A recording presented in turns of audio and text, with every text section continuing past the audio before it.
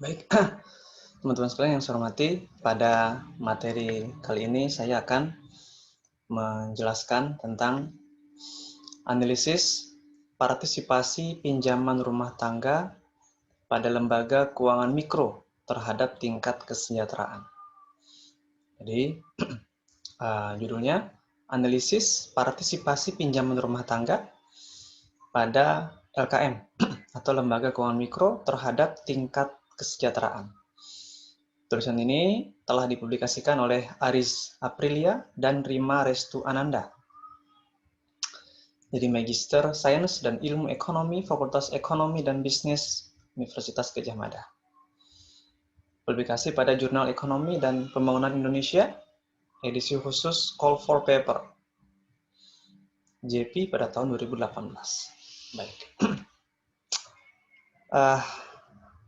Teman-teman sekalian yang saya hormati, saya bacakan dulu abstrak. Penelitian ini bertujuan untuk menganalisis pengaruh partisipasi pinjaman rumah tangga pada LKM terhadap tingkat kesejahteraan, ya, terhadap tingkat kesejahteraan dalam bentuk pengeluaran untuk pendidikan dan kesehatan dengan menggunakan data IFLS tahun 2014.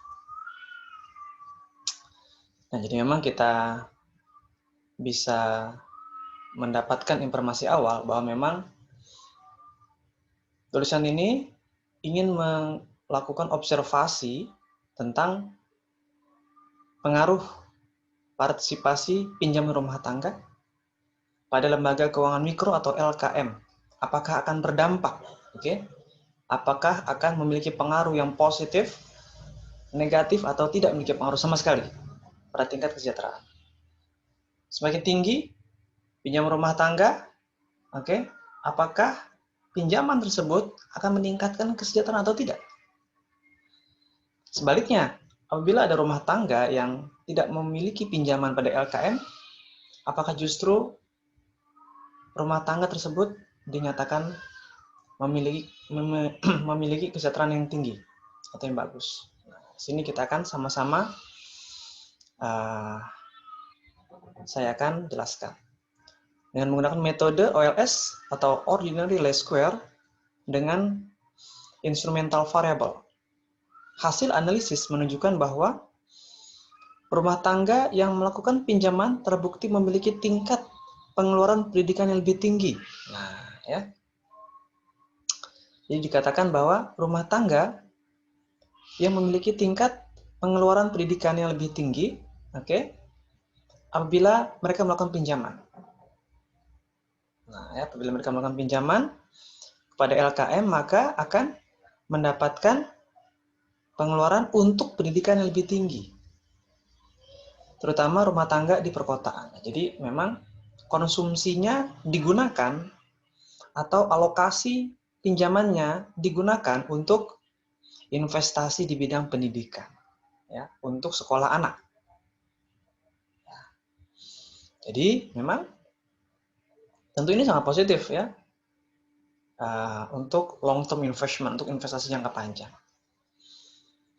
Mereka memilih, khususnya di perkotaan, menurut tulisan ini, memilih alokasi pinjamannya digunakan untuk investasi di bidang pendidikan. Harapannya, nanti setelah lulus, setelah selesai sekolah, katakanlah SMK, bisa return-nya itu bisa ada pengembalian yang besar. Kenapa? Karena setelah lulus, mereka telah memiliki keahlian. Mereka telah memiliki pengetahuan yang cukup untuk bisa bertahan hidup, ya, untuk bisa mandiri melalui keahlian yang dimiliki.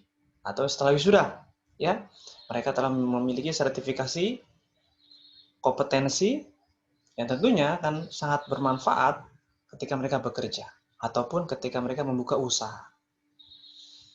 Ya, pengetahuan, skill-skill yang didapat ketika mereka sekolah ataupun ketika mereka kuliah. Sementara itu, adanya pinjaman rumah tangga ternyata tidak berpengaruh signifikan terhadap pengeluaran untuk kesehatan. Kesimpulan dari penelitian ini adalah pinjaman rumah tangga pada LKM hanya berpengaruh terhadap pengeluaran untuk pendidikan, terutama bagi rumah tangga di perkotaan. Nah, jadi memang alokasi bidang yang digunakan untuk investasi dana hasil pinjaman rumah tangga pada LKM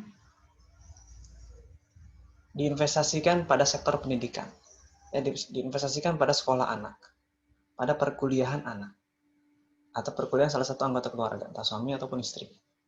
Nah, sedangkan untuk di bidang kesehatan tidak memiliki pengaruh apa-apa. Ya, mungkin dari dana pribadi, ya, atau dari dana asuransi sumbernya, atau dari penghasilan digunakan untuk kesehatan. Sedangkan untuk pendidikan, karena dirasakan uangnya tidak cukup, maka meminjam, dana pinjamannya digunakan untuk investasi di bidang pendidikan ataupun sekolah anak. Pendahuluan. Lembaga keuangan mikro merupakan salah satu program untuk memberikan layanan jasa keuangan bagi rumah tangga yang banyak muncul di negara sedang berkembang sebagai respons dari minimnya akses keuangan terhadap produk-produk perbankan. Oke, nah jadi LKM memberikan fasilitas untuk salah satunya untuk rumah tangga sehingga mereka bisa mendapatkan akses pinjaman uang. Ya, yang memang tentunya prosedurnya tidaklah serumit lembaga perbankan, ya, katakanlah bank yang harus membutuhkan jaminan. Nah, ini lebih fleksibel. Ya, jaminan anggota, ada orang anggota, jaminan laporan keuangan, atau jaminan telah mengikuti pelatihan, seperti pada credit union, itu dirasa sudah bisa memberikan kepercayaan bagi organisasi untuk memberikan pinjaman dana dengan nominal tertentu. Ya, katakanlah 5 juta rupiah atau 10 juta rupiah. Kemudian, Fenton pada tahun 2016 menjelaskan bahwa keuangan mikro memberikan jasa berupa kredit mikro yang ditujukan kepada rumah tangga yang antara lain bertujuan untuk menambah pendapatan serta mendorong pemberdayaan masyarakat. Jadi untuk menambah pendapatan. Sehingga memang harus betul-betul dialokasikan untuk berwirausaha. Jangan sampai digunakan untuk hal-hal yang bersifat konsumtif. Dan tentunya nanti kita akan kebingungan, ya, kalau dipakai untuk konsumtif uangnya tidak produktif, ya. Sehingga kita akan kesulitan untuk membayar angsuran dan bunganya. Jadi memang wajib digunakan untuk hal-hal yang bersifat produktif seperti investasi membuka usaha warung makan, ya, kuliner, fashion, ya, atau di bidang kesehatan, ya, di bidang jasa video editing katakanlah, programmer, jaringan komputer dan seterusnya. Ya, jadi haruslah digunakan untuk hal-hal yang bersifat produktif. Keuangan mikro yang muncul di negara sedang berkembang utamanya bertujuan untuk mengurangi tingkat kemiskinan. Nah, ya. Keuangan mikro telah diakui secara luas sebagai sarana yang baik untuk turut mengurangi kemiskinan yang diindikasikan dengan peningkatan pada kesejahteraan masyarakat. Nah, ya. Jadi keuangan mikro salah satunya berfungsi untuk mengurangi kemiskinan. Kenapa ini bisa terjadi? Karena mereka belum memiliki keahlian yang sesuai dengan dinamika perubahan zaman, ya. Keahlian-keahlian yang memang dibutuhkan oleh masyarakat. Penciptaan produk yang memang dibutuhkan untuk mengatasi permasalahan konsumen. Nah, ini menjadi sangat penting dan sangat vital untuk wajib kita sama-sama pelajari. Misalnya dalam bentuk peningkatan dan pengeluaran untuk kesehatan, untuk pendidikan, dan untuk konsumsi. Nah, jadi kita harus betul-betul memilih dan memilah investasi mana dari pinjaman LKM yang kita lakukan itu bisa berkembang. Katakanlah kita pinjam pada LKM, ya, katakanlah koperasi atau credit union, maka kita merencanakan kita ingin membuka usaha apa. Jualan bakso misalkan, atau jualan mie ayam. Katakanlah modal 20 juta. Untuk gerobaknya, untuk peralatannya, ya dan seterusnya untuk bahan mentahnya. Nah, ya kita ini kan kita persiapkan, dan hal inilah memang yang bisa menjadikan potensi keberhasilan itu lebih besar. Kenapa? Karena digunakan untuk hal-hal yang bersifat produktif, tidak konsumtif. Tidak untuk makan gitu ya, untuk kebutuhan-kebutuhan dasar. Itu tidak boleh. Karena ini adalah uang pinjaman.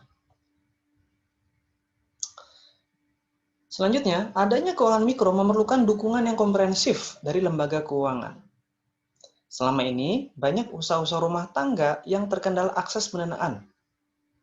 Nah, ada kendalanya. Kenapa? Karena memang mereka umumnya mengalami kendala karena nomor satu, tidak adanya jaminan. Kolateralnya nggak ada.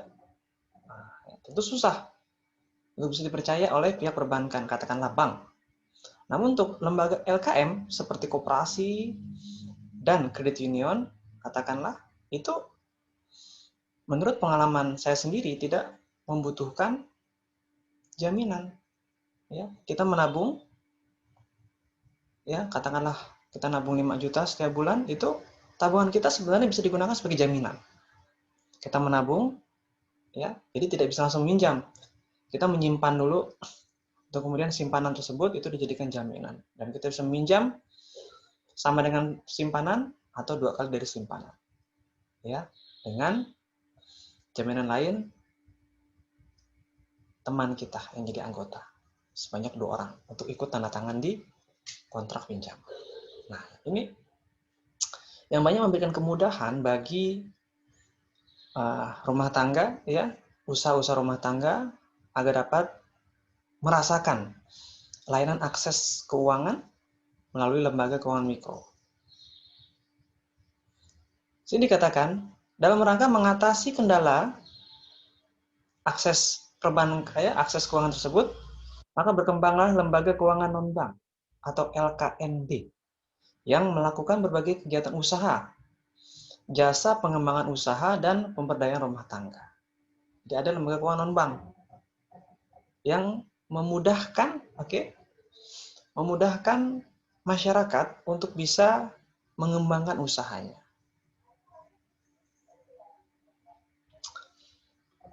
Selanjutnya, bisa dikatakan program pinjaman atau kredit mikro pada LKM menjadi salah satu program kebijakan keuangan mikro yang banyak diminati oleh masyarakat. Menjadi salah satu program kebijakan keuangan yang banyak diminati oleh masyarakat. Nah, kenapa diminati? Karena memang mudah dalam prosedur birokrasinya. Dan banyak kemudahan yang memang diberikan. Nah, inilah tentu dengan tanpa melewati unsur kehati-hatian, ya jangan sampai juga banyak yang kredit macet, ya, karena terlampau mudah. Namun fakta di lapangan menyatakan bahwa memang lembaga keuangan mikro, ya, memiliki persyaratan yang jauh lebih mudah untuk dipenuhi, ya, dibandingkan dengan perbankan. Mereka bisa menggunakan simpanannya itu untuk menjadi jaminan, ya, tanpa harus menyertakan BPKB katakanlah atau surat tanah sebagai jaminan awal. Penelitian empiris yang dilakukan oleh IMAI pada tahun 2010 dengan menggunakan propensity score matching membuktikan bahwa rumah tangga di India yang mengikuti program kredit cenderung memiliki peningkatan pendapatan yang lebih besar jika dibandingkan dengan rumah tangga yang tidak mengikuti program kredit. Nah, itu, ya, cenderung memiliki peningkatan pendapatan yang lebih besar. Kenapa? Karena memang mereka menggunakan pinjaman tersebut untuk investasi baik jangka pendek dan jangka menengah yang berpotensi menguntungkan dan sesuai dengan kebutuhan masyarakat. Apa itu? Ya, bisnis kuliner, ya, buka toko sembako untuk barang-barang kebutuhan sehari-hari. Nah, ya, basic, ya, kebutuhan-kebutuhan dasar yang memang setiap hari itu orang perlukan. Nah, jadi saya percaya bahwa memang keberhasilan kredit, ya, pinjaman kredit yang dilakukan oleh negara India disebabkan mereka jeli dalam menginvestasikan dananya. Katakanlah pada sektor pertanian, sektor perkebunan, sektor perikanan yang memang ya sangat berpotensi untuk bisa berkembang. Ya, apabila kita memiliki keahlian untuk menjalankannya, atau kita membayar orang yang ahli untuk menjalankan. Penelitian lain, yang dilakukan oleh Coleman pada tahun 99 mengenai kredit mikro yang ada di Thailand. Dengan menggunakan kuasi eksperimental memberikan hasil bahwa rumah tangga dengan akses kredit mikro memberikan dampak positif terhadap kesejahteraan rumah tangga. Rumah tangga yang mendapatkan fasilitas dari LKM berupa pendanaan itu justru ya memiliki pengaruh yang positif terhadap kesejahteraan mereka. Nah, kenapa positif? Karena usaha yang dilakukan itu berhasil. Kenapa bisa berhasil? Karena memang dananya diletakkan pada bidang-bidang yang dibutuhkan oleh masyarakat. Apabila keliru dalam memprediksi perkembangan pasar ke depan, justru menciptakan produk yang memang tidak dibutuhkan, atau menciptakan produk yang tidak memiliki keunikan dan nilai mutu yang baik, tentu hal ini akan sulit sekali meningkatkan pertumbuhan penjualan. Nah, jadi dari data ini, ya tadi di Thailand dan India, bahwa memang dampaknya itu sangat positif terhadap peningkatan pendapatan dan kesejahteraan rumah tangga. Kredit mikro yang diberikan dinilai mampu memberikan dampak yang positif terhadap peningkatan pendapatan rumah tangga, yang menjadi salah satu indikator kesejahteraan rumah tangga. Nah, jadi memang kita ya selaku calon-calon pengusaha yang bermimpi berwirausaha, ya kita harus mempraktekannya. Atau teman-teman yang telah membuka usaha atau yang menjadi karyawan, katakanlah, maka kita semua wajiblah menyiapkan perencanaan agar kita bisa menjalankan usaha sendiri secara mandiri. Melalui apa? Melalui akses pendanaan lembaga keuangan mikro yang digunakan untuk aktivitas operasional usaha seperti perdagangan online, ya, marketing online, dropshipper, kemudian buka toko secara konvensional ataupun buka toko secara online melalui marketplace. Ada banyak kesempatan yang memang bisa kita gunakan untuk kita bisa meningkatkan pendapatan dan kesejahteraan. Kemudian selanjutnya lagi, tinjauan literatur. Terdapat berbagai penelitian mengenai LKM atau microfinance dengan berbagai metode dan wilayah penelitian yang berbeda-beda. Nah, jadi memang LKM ini ya telah banyak diteliti, dan penelitian sebelumnya yang di India dan yang di Thailand tadi yang telah saya sampaikan bahwa memang LKM ini memiliki dampak yang positif terhadap pendapatan dan peningkatan kesejahteraan rumah tangga. Nah, di sini saya bacakan sekilas penelitian mengenai LKM pada awal tahun 1999 dilakukan oleh Coleman untuk mengetahui dampak dari adanya LKM terhadap tingkat kredit, pendapatan, dan pengelolaan rumah tangga di Thailand. Apakah ada dampaknya terhadap tingkat kredit? Oke, dengan adanya lembaga pinjaman ini, apakah akan meningkatkan, akan menarik orang untuk meminjam, yang pada gilirannya akan berpengaruh terhadap peningkatan pendapatannya, dan apabila pendapatan meningkat, apakah pengeluaran juga meningkat? Kan gitu, ya. Apakah dia berbanding lurus atau berbanding sebaliknya? Baik. Ini pakai eksperimen, ya. Hasilnya, adanya LKM mampu memberikan dampak terhadap peningkatan kredit rumah tangga, pendapatan rumah tangga, dan pengeluaran rumah tangga. Jadi meningkat semua, ya, kreditnya meningkat, dan kredit ini berbanding lurus dengan pendapatan juga meningkat, dan ketika pendapatan meningkat, pengeluaran pun juga mengalami peningkatan, ya, berbanding lurus. Kemudian oleh David Hulme pada tahun 2000 melakukan penelitian tentang tujuan menganalisis pentingnya LKM dalam strategi pembangunan yang dikaitkan dengan fenomena bahwa pengetahuan tentang LKM bersifat parsial atau tidak, ya. Pengetahuan tentang LKM bersifat parsial. Jadi kita memang harus betul-betul meneliti terlebih dahulu, ya. Kita harus kritis. Jangan sampai kita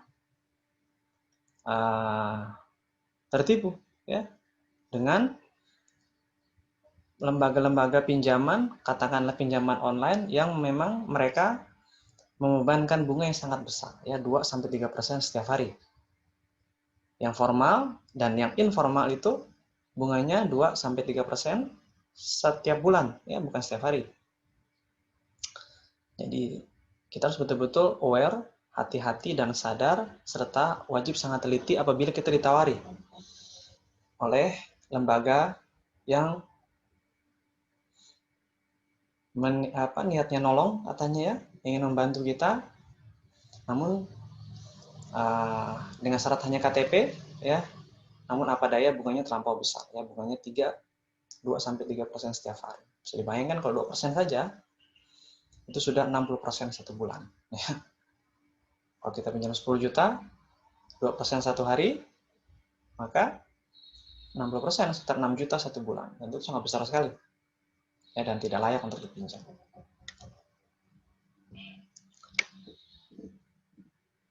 Ya, sini ada banyak-banyak penelitian empiris yang bisa kita pelajari.